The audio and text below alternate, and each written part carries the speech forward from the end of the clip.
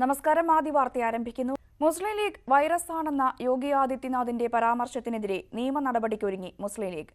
ഉത്തർപ്രദേശ് മുഖ്യമന്ത്രിക്കെതിരെ തെരഞ്ഞെടുപ്പ് കമ്മീഷന് പരാതി നൽകുമെന്ന് ലീഗ് നേതാവ് KPA മജീദ് അറിയിച്ചു.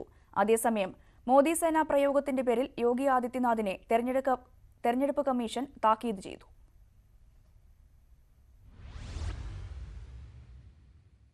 ഉത്തർപ്രദേശ് മുഖ്യമന്ത്രിയുടെ പരാമർശത്തിനെതിരെ ശക്തമായ പ്രതിഷേധം തുടരുന്നതിനിടെയാണ് മുസ്ലിം ലീഗ് നിയമ നടപടിക്ക് ഒരുങ്ങുന്നത്. ജനാധിപത്യ രീതിയിൽ പ്രവർത്തിക്കുന്ന പാർട്ടിയെ വർഗീയമായി അധിക്ഷേപിക്കുന്നു എന്ന പരാതിയുമായാണ് ലീഗ് തെരഞ്ഞെടുപ്പ് കമ്മീഷനെ സമീപിക്കുക. സ്വതന്ത്ര ഇന്ത്യയുടെ രൂപീകരണത്തിന് ശേഷം പിറന്ന പാർട്ടിയാണ് മുസ്ലിം ലീഗെന്നും വിഭജനത്തിലടക്കം ലീഗിന് പങ്കുണ്ടെന്ന് യോഗി ആദിത്യനാഥ് ആരോപിക്കുന്നത് ചരിത്രം അറിയാത്തതുകൊണ്ടാണെന്നും മുസ്ലിം ലീഗ് നേതാവ് KPA മജീദ് പറഞ്ഞു. പാകിസ്ഥാൻ കൂടി എന്ന് പറഞ്ഞ് അപമാനിക്കുക, തെരഞ്ഞെടുപ്പ് ചട്ട ലംഘനമായിട്ട് വർഗീയത പ്രചരിപ്പിക്കുക, അതിനെതിരായി കേന്ദ്ര തെരഞ്ഞെടുപ്പ് കമ്മീഷനെയും തെരഞ്ഞെടുപ്പ് കമ്മീഷനെയും ലീഗ് സമീപിക്കും. രാഹുൽ ഗാന്ധിയുടെ വയനാട്ടിലെ സ്ഥാനാർത്ഥിത്വത്തിന്റെ പശ്ചാത്തലത്തിലായിരുന്നു യോഗി ആദിത്യനാഥിന്റെ വിമർശനം. മുസ്ലിം ലീഗ് വൈറസാണെന്നും കോൺഗ്രസിനെ ആ വൈറസ് ബാധിച്ചിരിക്കുന്നുവെന്നുമായിരുന്നു യോഗിയുടെ ആരോപണം. ഇതിനിടെ മോദി സേനാ പ്രയോഗത്തിൽ തെരഞ്ഞെടുപ്പ് കമ്മീഷൻ യോഗി ആദിത്യനാഥിനെ താക്കീത് ചെയ്തു. പ്രസ്താവനകൾ നടത്തുമ്പോൾ ജാഗ്രത പാലിക്കണമെന്നാണ് നിർദ്ദേശം. ഇന്ത്യൻ സേനയെ മോദി സേന എന്ന് വിശേഷിപ്പിച്ച യോഗിയുടെ പ്രസ്താവനയുടെ അടിസ്ഥാനത്തിലാണ് തെരഞ്ഞെടുപ്പ് കമ്മീഷന്റെ നടപടി. News desk news 18. രാഹുൽ ഗാന്ധിയുടെ പ്രവൃത്തിയും വാക്കും രണ്ടാണ് എന്ന CPM പോളിറ്റ് ബ്യൂറോ അംഗം S രാമചന്ദ്രൻ പിള്ള. BJPയെ എതിർക്കുന്നതിനു പകരം ഇടതുപക്ഷത്തെയാണ് രാഹുൽ എതിർക്കുന്നത്. മുസ്ലിം ലീഗിനെ കുറിച്ചുള്ള യോഗി ആദിത്യനാഥിന്റെ അഭിപ്രായം അദ്ദേഹത്തിന്റെ മാത്രമാണ് എന്നും SRP ന്യൂസ് 18നോട് പറഞ്ഞു. രാഹുലിന്റെ വയനാട്ടിലേക്കുള്ള വരവ് മുസ്ലിം വർഗീയതയുമായി ചങ്ങാത്തം കൂടിയിട്ടാണെന്ന ഉത്തരേന്ത്യൻ പ്രചാരണം കേരളത്തിലേക്കും കൊണ്ടുവരികയാണ് BJP. മുസ്ലിം ലീഗ് വൈറസാണെന്ന യോഗി ആദിത്യനാഥിന്റെ പ്രസ്താവനയ്ക്ക് പിന്നാലെ NDA വയനാട് പാർലമെന്റ് മണ്ഡലം കൺവെൻഷനിലും മുസ്ലിം ലീഗ് ജമാഅത്തെ ഇസ്ലാമി കോൺഗ്രസ് ബന്ധം പ്രധാന വിഷയമായി. രാഹുലിന്റെ വരവ് ലീഗിനും ജമാഅത്തെ ഇസ്ലാമിക്കും മതേതര സർട്ടിഫിക്കറ്റ് കൊടുക്കാനാണെന്ന് കേന്ദ്രമന്ത്രി മുഖ്താർ അബ്ബാസ് നഖ്വി ആരോപിച്ചു. കോൺഗ്രസ് എല്ലാ കാലത്തും വർഗീയവാദികളുമായി ബന്ധമുണ്ടാക്കിയിട്ടുണ്ട്. രാഹുലിന്റെ വയനാട് സന്ദർശനത്തിൽ കൂടുതലും കണ്ടത് ലീഗ് കൊടികളാണെന്നും നഖ്വി കുറ്റപ്പെടുത്തി. एक हाथ में कांग्रेस पार्टी का मुस्लिम लीग का झंडा और दूसरे हाथ में सेकुलरिज्म का एजेंडा, ये कांग्रेस पार्टी का कल्चर है, कांग्रेस पार्टी की कॉन्स्पिरेसी है. മുൻപൊരിക്കലും മുസ്ലിം ലീഗിനെതിരെ കടുത്ത നിലപാട് സ്വീകരിച്ചിട്ടില്ലാത്ത BDJS ദേശീയ അധ്യക്ഷനും ലീഗ് വർഗീയ പാർട്ടി തന്നെയെന്ന നിലപാടിലാണ്. നേരത്തെ മുസ്ലിം ലീഗ് പതാക പാകിസ്ഥാന്റെ പതാകയെന്ന തരത്തിൽ ട്വിറ്ററിൽ പ്രചാരണം ശക്തമായിരുന്നു.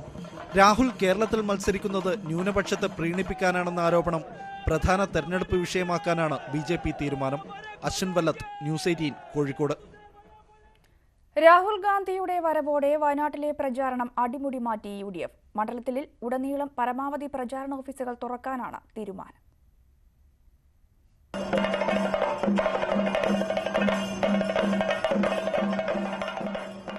രാഹുൽ ഗാന്ധി വയനാട്ടിൽ മത്സരിക്കാൻ എത്തിയതോടെ പ്രവർത്തകർ വലിയ ആവേശത്തിലാണ്. അതുകൊണ്ട് തന്നെ രാഹുലിന്റെ അസാന്നിധ്യത്തിലും പ്രചാരണം കൊഴുപ്പിക്കാനാണ് UDF തീരുമാനം. ഇതിന്റെ ഭാഗമായി മണ്ഡലത്തിലെ ചെറു ടൗണുകളിൽ ഉൾപ്പെടെ പ്രചാരണ ഓഫീസുകൾ തുറക്കും. വരും ദിവസങ്ങളിൽ ദേശീയ നേതാക്കൾ എത്തുന്നത് കണക്കിലെടുത്തും ക്രമീകരണങ്ങൾ ഏർപ്പെടുത്തുന്നുണ്ട്. മുക്കം ടൗണിൽ കേന്ദ്ര തെരഞ്ഞെടുപ്പ് കമ്മിറ്റി ഓഫീസ് പ്രതിപക്ഷ നേതാവ് രമേശ് ചെന്നിത്തല ഉദ്ഘാടനം ചെയ്തു. കഴിഞ്ഞ 5 വർഷക്കാലം തെക്കേ ഇന്ത്യയും വടക്കേ ഇന്ത്യയും എന്നുള്ള ഭിന്നിപ്പ് വളർത്തി വെറുപ്പിന്റെ രാഷ്ട്രീയം മുന്നോട്ട് കൊണ്ടുപോയ നരേന്ദ്രമോദിക്കുള്ള മറുപടിയാണ് രാഹുൽ ഗാന്ധിയുടെ വയനാട്ടിലെ സ്ഥാനാർത്ഥിത്വം എന്ന് പറയാൻ എനിക്കതിയായ സന്തോഷമുണ്ട്. KPCC പ്രസിഡന്റ് മുല്ലപ്പള്ളി രാമചന്ദ്രൻ ചെയർമാനായും മുസ്ലിം ലീഗ് സംസ്ഥാന ഉന്നതാധികാര സമിതി അംഗം സാദിഖലി തങ്ങൾ കൺവീനറുമായ കമ്മിറ്റിയാണ് മണ്ഡലത്തിലെ പ്രവർത്തനം ഏകോപിപ്പിക്കുന്നത്. ന്യൂസ് 18, കോഴിക്കോട്. രാഹുൽ ഗാന്ധിയുടെ പ്രവൃത്തിയും വാക്കും രണ്ടാണ് എന്ന CPM പോളിറ്റ് ബ്യൂറോ അംഗം S രാമചന്ദ്രൻ പിള്ള. BJPയെ എതിർക്കുന്നതിനു പകരം ഇടതുപക്ഷത്തെയാണ് രാഹുൽ എതിർക്കുന്നത്. മുസ്ലിം ലീഗിനെ കുറിച്ചുള്ള യോഗി ആദിത്യനാഥിന്റെ അഭിപ്രായം അദ്ദേഹത്തിന്റെ മാത്രമാണ് എന്നും SRP ന്യൂസ് 18നോട് പറഞ്ഞു. രാഹുൽ ഗാന്ധി വയനാട്ടിൽ മത്സരിക്കാൻ എത്തിയതോടുകൂടി കേരളം ദേശീയ ശ്രദ്ധ ആകർഷിക്കുകയാണ്. ഈ സാഹചര്യത്തിൽ CPM പോളിറ്റ് ബ്യൂറോ അംഗം S രാമചന്ദ്രൻ പിള്ള നമുക്കൊപ്പം ചേരുകയാണ്. നമസ്കാരം. ഈ രാഹുൽ ഗാന്ധി കേരളത്തിൽ വരുന്നു, മത്സരിക്കാനെത്തുന്നു, പക്ഷേ അദ്ദേഹം CPM-നെതിരെ ഒന്നും പറയുകയില്ല എന്നാണ് വ്യക്തമാക്കുന്നത്. അദ്ദേഹത്തിൻ്റെ ഈ രാഷ്ട്രീയ നീക്കത്തെ CPM എങ്ങനെയാണ് നോക്കിക്കാണുന്നത്? അദ്ദേഹത്തിൻ്റെ പ്രവൃത്തിയും വാക്കും പരസ്പര വൈരുദ്ധ്യത്തിലാണ്. കോൺഗ്രസ് അഖിലേന്ത്യാ അടിസ്ഥാനത്തിൽ തന്നെ ഒരു മതനിരപേക്ഷ ഐക്യം ശക്തിപ്പെട്ടു വരുന്നതിനെതിരായിട്ടുള്ള നിലപാടാണ് സ്വീകരിച്ചു പോരുന്നത്. ഏതാണ്ട് എല്ലാ സംസ്ഥാനങ്ങളിലും. ഉത്തർപ്രദേശത്തിൽ അവർ ഐക്യത്തിന് തയ്യാറാവുന്നില്ല, രാജസ്ഥാനിൽ തയ്യാറാവുന്നില്ല, മധ്യപ്രദേശത്തിൽ തയ്യാറാവുന്നില്ല, ഛത്തീസ്ഗഡിൽ തയ്യാറാവുന്നില്ല, ഡൽഹിയിൽ തയ്യാറാവുന്നില്ല, ബംഗാളിൽ തയ്യാറാവുന്നില്ല. BJP എതിർക്കുന്നതിന് പകരം ഇവിടെ കേരളത്തിൽ ഇടതുപക്ഷ ജനാധിപത്യ മുന്നണി എതിർക്കാനാണ് അദ്ദേഹം വന്നിരിക്കുന്നത്. പണ്ട് മുതലേ CPM പറയുന്ന ഒരു പ്രധാനപ്പെട്ട കാര്യമാണ് മുസ്ലിം ലീഗ് വർഗീയ കക്ഷിയാണെന്ന്. അത്തരത്തിലൊരു പ്രചരണം ഇപ്പോൾ ദേശീയ തലത്തിൽ തന്നെ ചൂടുപിടിക്കുകയാണ്. ഇന്ന് യോഗി ആദിത്യനാഥ് പറയുന്നു മുസ്ലിം ലീഗ് വൈറസാണെന്ന്. CPM-ൻ്റെ ഈ കാര്യത്തിലുള്ള സമീപനം എന്താണ്? ഇതെല്ലാം യോഗി ആദിത്യനാഥിൻ്റെ അഭിപ്രായം. ഒരുപാട് പ്രാന്തന അഭിപ്രായം പറയുന്നയാളാണ്. അദ്ദേഹം എന്താ പറഞ്ഞത്? ഈ തെരഞ്ഞെടുപ്പിൽ നരേന്ദ്രമോദിയും BJP-യും ജയിക്കാനിട വന്നാൽ ഈ രാജ്യത്ത് തെരഞ്ഞെടുപ്പേ ഉണ്ടാവില്ല എന്നുള്ളതാണ്. ഒട്ടേറെ അബദ്ധപ്രസംഗങ്ങൾ നടത്തുന്നയാളാണ് യോഗി ആദിത്യനാഥ്. വയനാട്ടിൽ രാഹുൽ ഗാന്ധിയുടെ വിജയത്തിനായി പ്രവർത്തിക്കുമെന്ന് ആദിവാസി ഗോത്ര മഹാസഭ. അതേസമയം കോൺഗ്രസ് പ്രകടന പത്രിക ബഹിഷ്കരിക്കുമെന്നും ആദിവാസി ഗോത്ര മഹാസഭ കോർഡിനേറ്റർ M. ഗീതാനന്ദൻ കൊച്ചിയിൽ പറഞ്ഞു.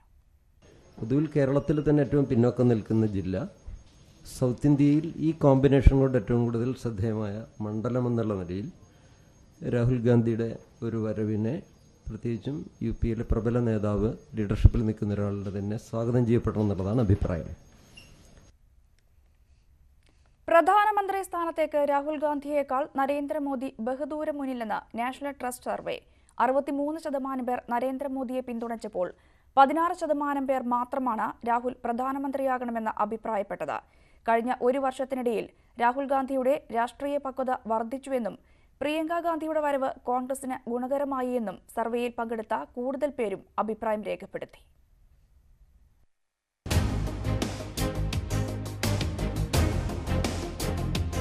ന്യൂസ് 18 കേരളവും ഫസ്റ്റ് പോസ്റ്റും ഇപ്സോസുമായി ചേർന്ന് നടത്തിയ നാഷണൽ ട്രസ്റ്റ് സർവേയുടെ ഫലങ്ങളാണ് പുറത്തുവിട്ടത്.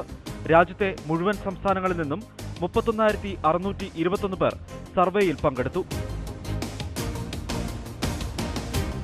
ആരാകണം അടുത്ത പ്രധാനമന്ത്രി എന്നായിരുന്നു സർവേയിൽ ഉന്നയിച്ച പ്രധാന ചോദ്യം. 63.4% പേർ പ്രധാനമന്ത്രി സ്ഥാനത്തേക്ക് നരേന്ദ്രമോദിയെ പിന്തുണയ്ക്കുന്നവരാണ്. രാഹുൽ ഗാന്ധി പ്രധാനമന്ത്രിയാകണമെന്ന് അഭിപ്രായപ്പെട്ടവർ 16.1% മാത്രം. 2014-നേക്കാൾ നരേന്ദ്രമോദിയുടെ ജനപ്രീതി ഉയർന്നെന്ന് 66% പേർ അഭിപ്രായം രേഖപ്പെടുത്തി. കഴിഞ്ഞ ഒരു വർഷത്തിനുള്ളിൽ രാഷ്ട്രീയ നേതാവെന്ന നിലയിൽ രാഹുൽ ഗാന്ധി പക്വത കാട്ടിയെന്നാണ് 41% പേരുടെയും നിലപാട്. ഇല്ലെന്ന് 34%. പ്രിയങ്ക ഗാന്ധിയുടെ വരവ് കോൺഗ്രസിന് ഊർജ്ജമായെന്നാണ് സർവേയിൽ പങ്കെടുത്ത കൂടുതൽ പേരും പറഞ്ഞത്. GST അടക്കം കേന്ദ്രം നടപ്പാക്കിയ പദ്ധതികൾ വിജയിച്ചെന്നാണ് ബഹുഭൂരിപക്ഷത്തിന്റെയും അഭിപ്രായം.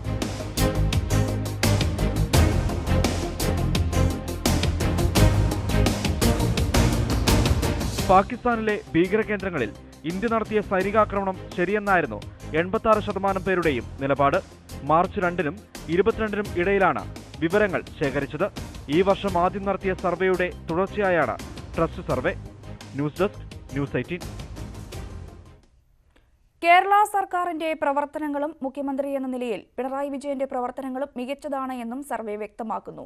രാജ്യം ആര് ഭരിക്കണമെന്ന കാര്യത്തിൽ ഇത്തവണ നിർണായകമാവുക പ്രാദേശിക പാർട്ടികളുടെ നിലപാടായിരിക്കുമെന്നും സർവേ വെളിപ്പെടുത്തൽ. തമിഴ്നാട്ടിൽ DMK-യും പശ്ചിമബംഗാളിൽ തൃണമൂലും മികച്ച നേട്ടം കൈവരിക്കുമെന്നാണ് വോട്ടർമാരുടെ വിലയിരുത്തൽ.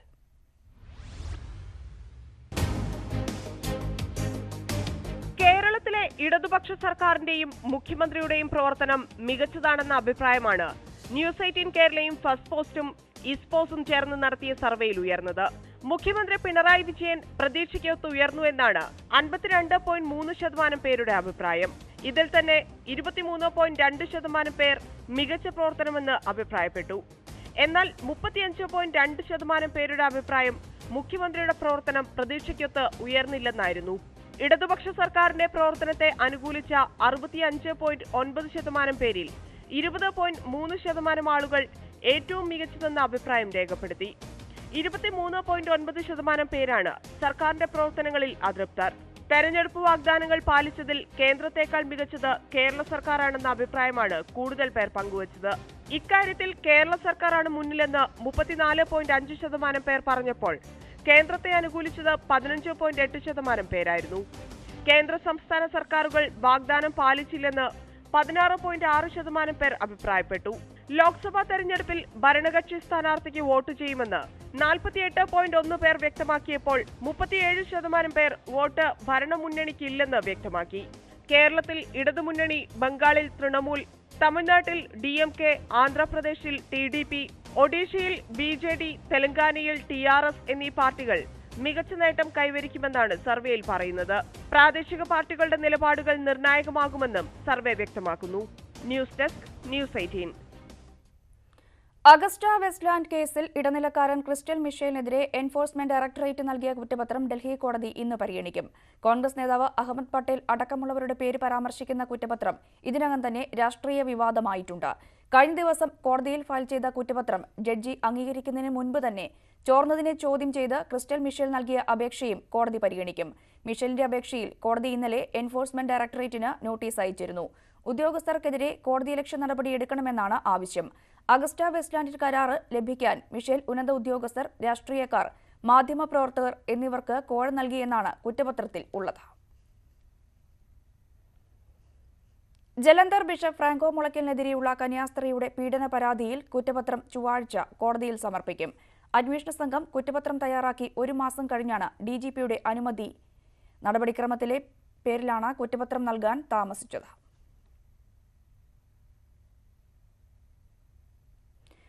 കന്യാസ്ത്രീയെ പീഡിപ്പിച്ച കേസിലെ പ്രതി ബിഷപ്പ് ഫ്രാങ്കോ മുളയ്ക്കലിനെതിരായ കുറ്റപത്രം വൈകുന്നതിൽ പ്രതിഷേധിച്ച് കന്യാസ്ത്രീകൾ ഇന്ന് വീണ്ടും സമരം തുടങ്ങും. സേവ് അവർ സിസ്റ്റേഴ്സ് ആക്ഷൻ കൌൺസിലിന്റെ ആഭിമുഖ്യത്തിൽ കൊച്ചിയിലാണ് സമരപ്രഖ്യാപന കൺവെൻഷൻ. Doctor M. ലീലാവതി ഉദ്ഘാടനം ചെയ്യും.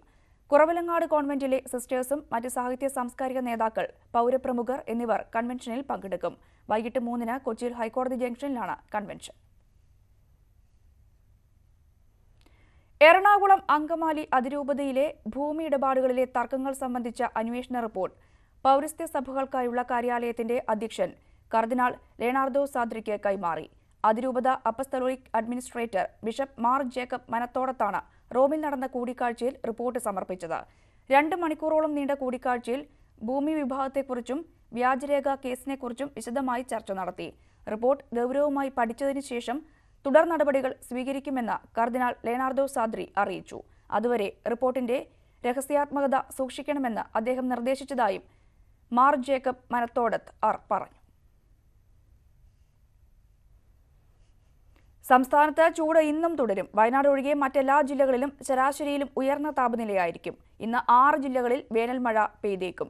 തിങ്കൾ മുതൽ കാസർഗോഡ് ഒഴികെയുള്ള എല്ലാ ജില്ലകളിലും വേനൽമഴ ലഭിക്കുമെന്നാണ് മുന്നറിയിപ്പ്. അതിനുശേഷം ചൂടിന് ശമനമുണ്ടാകുമെന്നും കാലാവസ്ഥാ നിരീക്ഷണ കേന്ദ്രം അറിയിച്ചു. ദുരന്ത നിവാരണ അതോറിറ്റിയുടെ സൂര്യതാപ മുന്നറിയിപ്പുകൾ ഇന്നും തുടരും. പകൽ 12 മണി മുതൽ ഉച്ചയ്ക്ക് ശേഷം 3 മണിവരെ തുറന്ന സ്ഥലങ്ങളിൽ ജോലി ചെയ്യുന്നവർക്ക് വിശ്രമവേള നൽകണമെന്നാണ് ആവർത്തിച്ചുള്ള നിർദ്ദേശം. ബ്രെക്സിറ്റ് ജൂൺ 30 വരെ വൈകിപ്പിക്കുന്നതിന് അനുവദിക്കണമെന്നാവശ്യപ്പെട്ട് തെരേസ മെയ് യൂറോപ്യൻ യൂണിയന് വീണ്ടും കത്തയച്ചു. യൂറോപ്യൻ യൂണിയൻ വിടുന്നതിനുള്ള നടപടിക്രമങ്ങൾ തുടങ്ങിവയ്ക്കാനുള്ള തീയതി 12-ൽ നിന്നും ജൂൺ 30 വരെയാക്കണമെന്നാവശ്യപ്പെട്ടാണ് യൂറോപ്യൻ കൌൺസിൽ പ്രസിഡന്റ് ഡൊണാൾഡ് ടസ്കിന് കത്തയച്ചത്.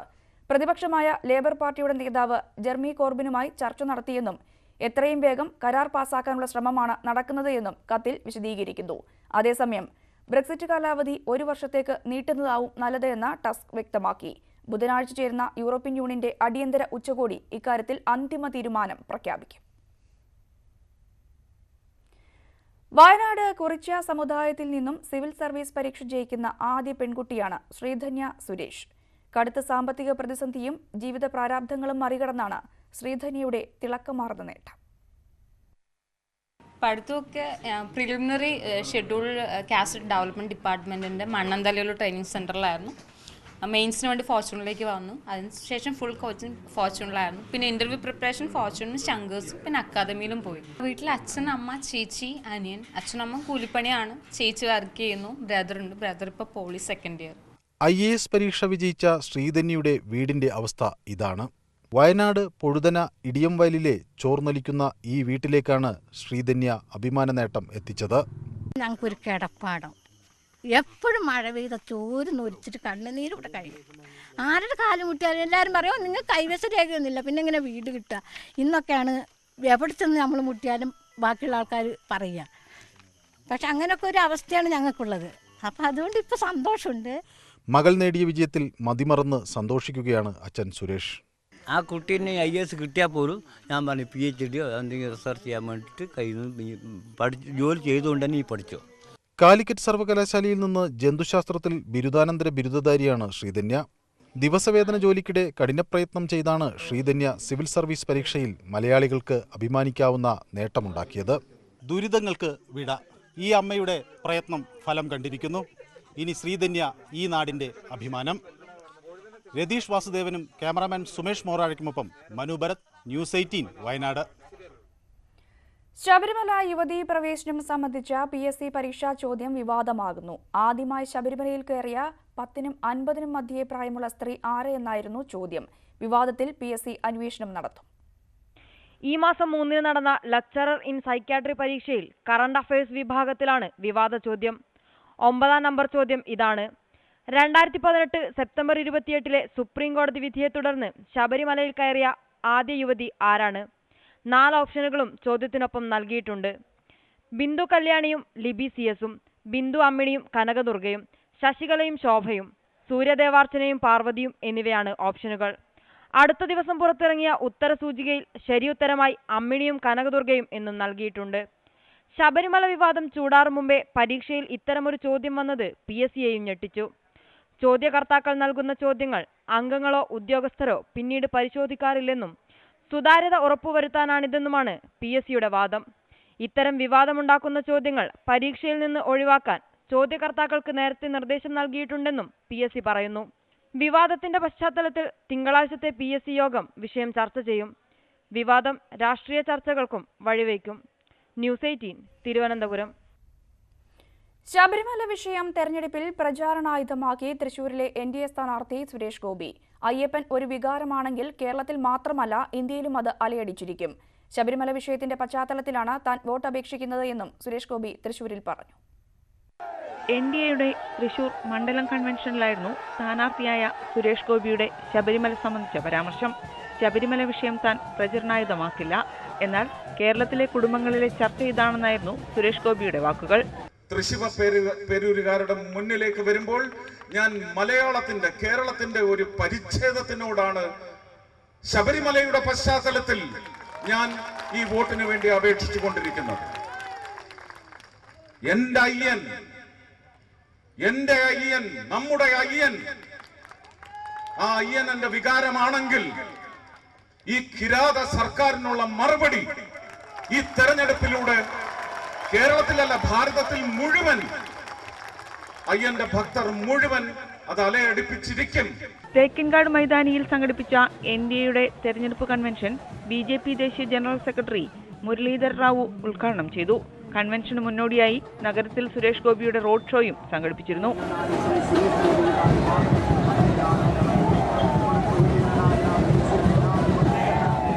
ന്യൂസ് 18 തൃശൂർ.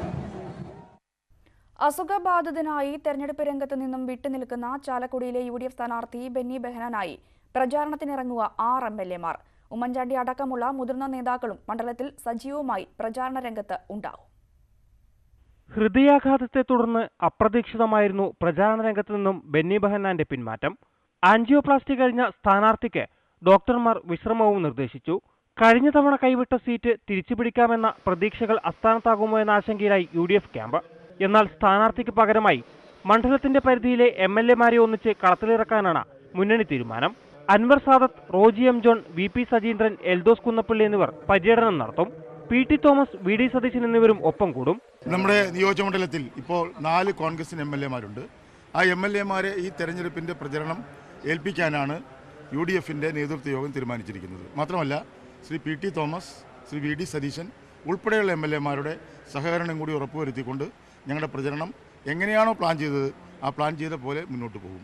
പ്രചാരണത്തിന് ആവേശം പകരാൻ സംസ്ഥാനത്തെ മുതിർന്ന നേതാക്കളും മണ്ഡലത്തിലെത്തും. കേരളത്തിൽ UDFന് ലഭ്യമാകുന്ന എല്ലാ നേതാക്കളും, കോൺഗ്രസിലെ മാത്രമല്ല UDFന്റെ എല്ലാ മുതിർന്ന നേതാക്കളും ആവശ്യമെങ്കിൽ ഈ മണ്ഡലത്തിലെ തെരഞ്ഞെടുപ്പ് പ്രചരണത്തിനുണ്ടാവും. ആലുവയിൽ ഉമ്മൻചാണ്ടിയുടെ സാന്നിധ്യത്തിൽ ചേർന്ന യോഗത്തിലാണ് തീരുമാനം. നെഞ്ചുവേദനയെ തുടർന്ന് ഇന്നലെ രാവിലെയാണ് ബെന്നി ബെഹനാനെ ആശുപത്രിയിൽ പ്രവേശിപ്പിച്ചത്. ചുരുങ്ങിയത് ഒരാഴ്ചത്തെ വിശ്രമമാണ് ഡോക്ടർമാർ നിർദ്ദേശിച്ചിരിക്കുന്നത്. ന്യൂസ് 18 കൊച്ചി. പുതിയ വോട്ടർമാരുടെ സംശയങ്ങൾക്കും ചോദ്യങ്ങൾക്കും മറുപടി പറഞ്ഞ മലപ്പുറത്തെ UDF സ്ഥാനാർത്ഥി PK കുഞ്ഞാലിക്കുട്ടി. ദേശീയ രാഷ്ട്രീയം മുതൽ മണ്ഡലത്തിലെ വികസന പ്രശ്നങ്ങൾ വരെ ചോദ്യങ്ങളായി ഉയർന്നു. മലപ്പുറത്തെ ടൗൺഹാൾ പരിസരമായിരുന്നു വേദി.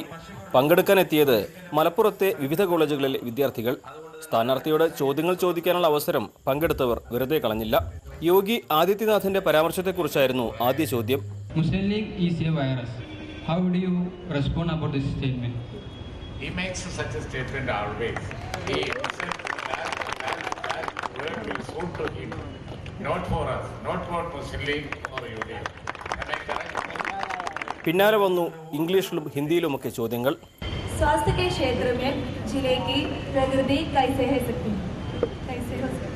अगर आरोग्य मालूम पहले मुझे मालूम नहीं था.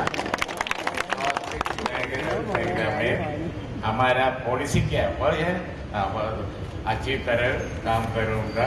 सामान्य जनता के लिए तंदुरुस्ती, स्वास्थ्य बहुत प्रदान है. उसके लिए हम अच्छी तरह काम करेंगे. പാലക്കാട് MLA ഷാഫി പറമ്പിലാണ് പരിപാടി ഉദ്ഘാടനം ചെയ്തത്. ചോദ്യോത്തരവും വിശദീകരണവുമൊക്കെ കഴിഞ്ഞ് സെൽഫി എടുപ്പിന് ശേഷമാണ് സ്ഥാനാർത്ഥി മടങ്ങിയത്. ന്യൂസ് 18 മലപ്പുറം. ലോക്സഭാ തെരഞ്ഞെടുപ്പിൽ ട്രാൻസ്ജെൻഡർ സ്ഥാനാർത്ഥിയും അശ്വതി രാജപ്പനാണ് ട്രാൻസ്ജെൻഡർ വിഭാഗത്തെ പ്രതിനിധീകരിച്ച് എറണാകുളം മണ്ഡലത്തിൽ മത്സര രംഗത്തുള്ളത്. അടുത്ത ത്രിതല പഞ്ചായത്ത് തെരഞ്ഞെടുപ്പിൽ ഉൾപ്പെടെ ട്രാൻസ്ജെൻഡർ സ്ഥാനാർത്ഥികളെ മത്സരിപ്പിക്കാനും ആലോചനയുണ്ട്. പട്ടിക വിഭാഗക്കാരും ട്രാൻസ്ജെൻഡറുകളും ഉൾപ്പെടെ നീതി നിഷേധിക്കപ്പെട്ട സമൂഹത്തെ പ്രതിനിധീകരിച്ചാണ് മത്സരത്തിനിറങ്ങുന്നതെന്ന് വ്യക്തമാക്കുകയാണ് കേരളത്തിലെ ആദ്യ ട്രാൻസ്ജെൻഡർ സ്ഥാനാർത്ഥി അശ്വതി രാജപ്പൻ. സമൂഹത്തിൽ ട്രാൻസ്ജെൻഡറുകൾ നേരിടുന്ന പ്രശ്നങ്ങൾക്ക് പരിഹാരം കാണുകയാണ് മത്സര ലക്ഷ്യം. ഇതിനൊക്കെ നിയമനിർമ്മാണങ്ങൾ ഉണ്ടാവണം. ഇന്റർസെക്സ് ആളുകളെ അബോർഷൻ ചെയ്യുന്നത് നിയമം മൂലം നിരോധിക്കണം.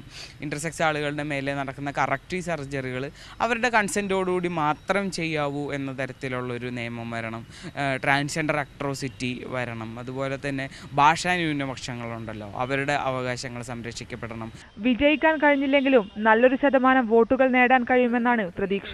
പ്രചരണങ്ങൾ ഓൺലൈൻ മീഡിയയിലൂടെ പ്രചരണങ്ങൾ നടക്കുന്നു. നല്ല റെസ്പോൺസ് ആണ് കിട്ടുന്നത്.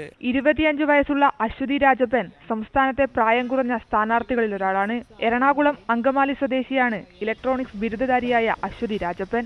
ന്യൂസ് 18 കൊച്ചി. തെരഞ്ഞെടുപ്പ് കാലത്ത് ഏറ്റവും അധികം ആവേശം പകരുന്നവയാണ് പ്രചാരണ വാഹനങ്ങൾ. എറണാകുളം ജില്ലയിൽ പ്രചാരണ രംഗത്ത് മുഴങ്ങുന്ന ആവേശകരമായ ഒരു ശബ്ദമുണ്ട്. കേൾക്കാം.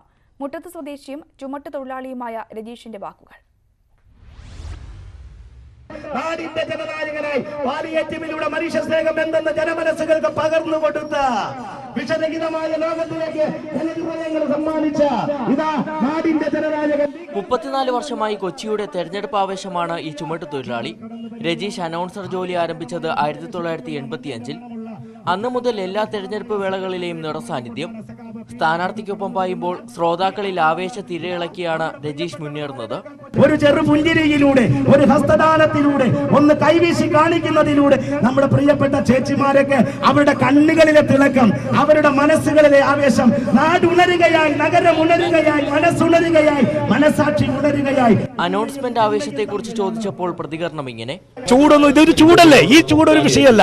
മീനമാസത്തിലെ ചൂടൊന്നൊരു വിഷയമല്ല. തെരഞ്ഞെടുപ്പ് ചൂടാണ് ഞങ്ങൾക്ക് ഏറ്റവും വലിയ വിഷയം. ആ തെരഞ്ഞെടുപ്പ് ചൂടിൽ ഞങ്ങൾ കത്തിക്കയറും. എല്ലാ പുസ്തകങ്ങളും കവിതകളും എല്ലാം വായിക്കും.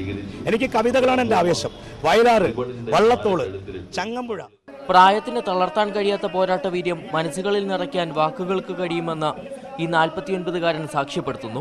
നാടിന്റെ ജനനായകൻ ആവേശകരമായ സ്വീകരണങ്ങൾ ഏറ്റുവാങ്ങുവാൻ കടന്നു വരികയാണ്. ക്യാമറമാൻ ശ്യാംദാസിനൊപ്പം SS ശരൺ, ന്യൂസ് 18 കൊച്ചി. ജന്മനാ കാഴ്ചവൈകല്യമുള്ള 6 വയസ്സുകാരുടെ ആഗ്രഹ സാഫല്യത്തിനായുള്ള യാത്രയിൽ താങ്ങായി ഒരു പറ്റം ടെക്കികളും. മുതിരുമ്പോൾ ടെക്നോ പാർക്കിൽ ഒരു ജോലി എന്ന ലക്ഷ്യം നേടാനാണ് വിസ്മയ എന്ന പെൺകുട്ടിക്ക് ഇനി കൂട്ടുള്ളത്. അവർ നൽകിയ അപ്രതീക്ഷിത സമ്മാനവുമായാണ് സ്കൂൾ തുറക്കുമ്പോൾ വിസ്മയ 1ാം ക്ലാസ്സിലേക്ക് പോവുക. അഞ്ജനശിലയിൽ ആദിപരാശക്തി അമ്മികുമാരനല്ലൂര്. തിരുവനന്തപുരം ഇൻഫോസിസിന് മുന്നിൽ അപ്പൂപ്പന്റെ ചായക്കടയിലാണ് വിസ്മയ ഒഴിവു സമയങ്ങൾ ചിലവഴിക്കുന്നത്. അവിടെ ചായ കുടിക്കാനെത്തുന്ന ചേട്ടന്മാരുടെയും ചേച്ചിമാരുടെയും വാക്കുകളിലൂടെയാണ് അവൾ ടെക്നോ പാർക്കിനെ കുറിച്ച് കേട്ടറിഞ്ഞത്. വലുതാകുമ്പോൾ ടെക്നോ പാർക്കിൽ ജോലി നേടണമെന്ന വിസ്മയുടെ ആഗ്രഹം സാധിക്കാനായി ഇനി അവൾക്കൊപ്പം അവരുമുണ്ട്.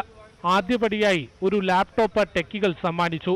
അതിന്റെ സഹായത്തോടെ അവൾക്കും സാധാരണ സ്കൂളിൽ പഠനം സാധ്യമാക്കുകയാണ് ലക്ഷ്യം. പുസ്തകങ്ങളടക്കം പ്രത്യേക ഫോർമാറ്റിൽ ലാപ്ടോപ്പിൽ അപ്ലോഡ് ചെയ്യാം. പ്രത്യേക സോഫ്റ്റ്വെയറുകളുടെ സഹായത്തോടെ വിസ്മയയ്ക്ക് പരിശീലനം നൽകും. അന്ധരായ കുട്ടികൾക്ക് സാങ്കേതിക പരിശീലനം നൽകുന്ന ചക്ഷുമതി എന്ന സംഘടനയും വിസ്മയയ്ക്ക് സഹായവുമായുണ്ട്.